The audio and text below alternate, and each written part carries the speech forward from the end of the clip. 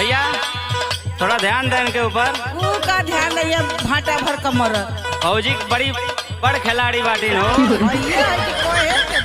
अच्छा तो सुना है देवर बबुआ, बोला हमका ऐसा कैसा ना समझो, हम बड़े काम की चीज समझ गेली भौजी। समझ गईला ना। अरे दादा समझ गेली। हई जौन ठे भारी पड़त बा, पहले सोनरा का खट खुट लोहरा का घाव। अच्छा के बर्दाश्त कर लेबा त जानो।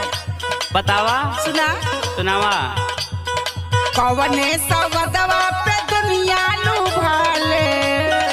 ओहो सोचा सोचा सोचा आगे बोला। कवने सवदवा पे दुनिया लुभाले हो, सुखवा मिलेला या पारो ए देवर। भैया थोड़ा ध्यान दें इनके ऊपर। ऊ का ध्यान नहीं है, भाटा भर कमर। फौजी बड़ी